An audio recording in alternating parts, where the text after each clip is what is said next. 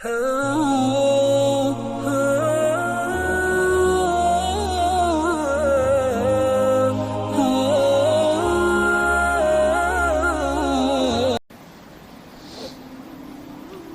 قاضی تھے، قاضی بکار بن قتیبہ، بہت بڑے محدث ہیں۔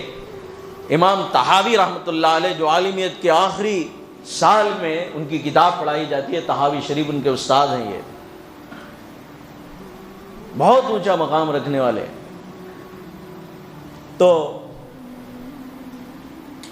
ان کے دور میں جو بادشاہ تھے، بادشاہ جو تھا اس سے یہ شیخ کی بہت زیادہ تعلقات بہت زیادہ تھے، ان کے بہت زیادہ قریبی تعلقات تھے۔ تو بادشاہ قاضی ابن بکار بن قتیبہ کو ہمیشہ اپنی مجلس میں وہ بادشاہ بلاتا تھا، اور تھا تو وہ بادشاہ لیکن نظر سے بڑا تنگ تھا۔ کہتے ہیں کہ وہ بلاتا تھا اور قاضی صاحب جاتے تھے، اور دوستی اتنی تھی کہ کھانے کی مجلس میں اور بیٹھنے کی مجلس میں ہر وقت بادشاہ سلامت بلاتے تھے قاضی صاحب کو، اور قاضی صاحب دوستی کا پاس و لحاظ رکھ کے جاتے تھے، اور نذرانے تحفے تحائف بھی بادشاہ سلامت کے قاضی صاحب کے پاس آتے تھے۔ لیکن جو اللہ والے ہوتے ہیں اور اللہ کا ڈر اپنے دل میں رکھتے ہیں، تو پھر حق گوئی کے لیے وہ اپنے قلم کو اٹھانے میں ذرہ برابر بھی ناانصافی نہیں کرتے، چاہے ان کی گردنیں اتر جائیں۔ اپنی گردنوں کو کٹوایا ہے، مگر کبھی امت کے حق میں ایسی ناانصافی نہیں کی ہے۔ تو کوڑے کھائے ہیں مگر حق سے کبھی پیچھے نہیں ہٹے ہیں۔ تو بادشاہ سلامت سے بڑی دوستی ہوئی، تو بادشاہ نے کیا کیا، ان کو چیف جسٹس بنا دیا، جس کو قاضی القضات کہتے ہیں، چیف جسٹس۔ کتنا بڑا عہدہ ہے۔ اب تھے وہ اللہ والے، جب چیف جسٹس کے عہدے کو قبول کر لیا، بیٹھ گئے۔ بادشاہ سلامت کیا سمجھ رہے تھے، اب فرمان میرا ہوگا، قلم ابن قتیبہ کا ہوگا، جو میں کہوں گا ویسے چلائے گا، یہ سمجھ لیے تھے۔ جب عہدے پر بیٹھے، اتفاقاً ایک دن بادشاہ کی غلطی سامنے آ گئی۔ تو آج دنیاوی عدالت ہوتی تو کیا ہوتا، جیسے بادشاہ سلامت تخت نشین ہوتے ہیں تو سارے کیسز ان کے غائب ہو جاتے ہیں۔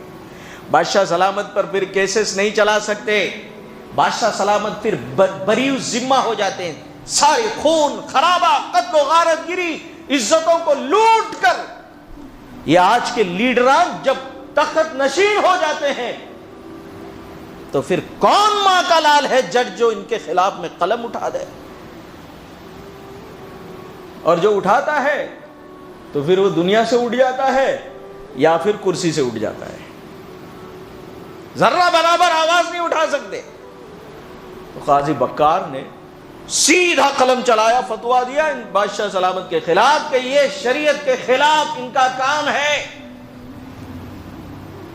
بادشاہ کا یہ عمل خلاف شریعت ہے، غلط ہے۔ فتویٰ دیا، سیدھا فیصلے سنایا۔ بادشاہ کو بڑا ناگوار گزرا کہ میری نعمتوں میں پلا ہوا، اتنے دن میں نے دسترخوان میں بلایا، اتنے تحفے بھیجے، تحائف بھیجے، ہر مجلس میں اس کو بلایا، اور میرے خلاف قلم اٹھا دیا اس نے، وہ بھی بھری عدالت میں۔ بہت برا لگا۔ اب بادشاہ کے ہاتھ میں باگڈور ہے، سلطنت اس کی، سلطانی اس کی، حکمرانی اس کی، حکومت اس کی۔ کہا کہ فوراً اس کو معزول کیا جائے۔ عہدے سے معزول کر دیا، بخوشی ہٹ گئے، عہدے سے ہٹا دیا گیا۔ تو اتنا ہی نہیں کیا، پھر بادشاہ چونکہ تنگ نظر تھا،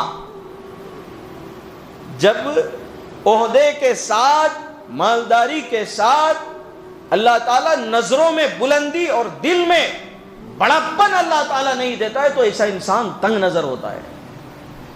اتنا ہی نہیں کیا، کہا کہ جاؤ ان سے کہو کہ جتنے تحفے تحائف میں نے بھیجے تھے سب واپس کرے۔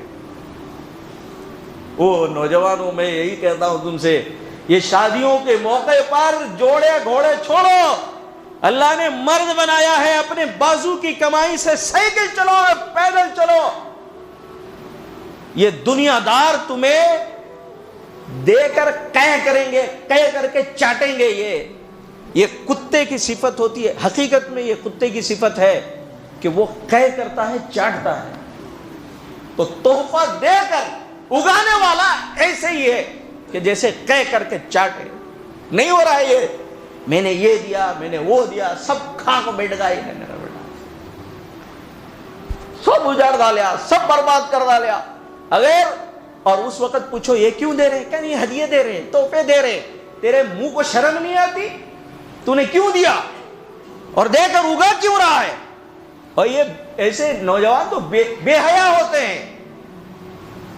دوسروں کی بھیک پر کیا شان دکھانا جی، اپنی بازو کی کمائی پہ زندگی جیو، جہیز کی اس لعنت سے اپنے آپ کو بچاؤ، ورنہ شرمندگی کے شکار ہوگے۔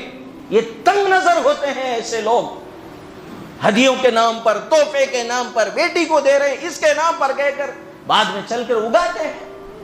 میں نے اتنے مال دیے، میں نے اتنے زیور دیے، میں نے یہ کار دیا، میں نے فلاں دیا، تو دیا کیوں ہے؟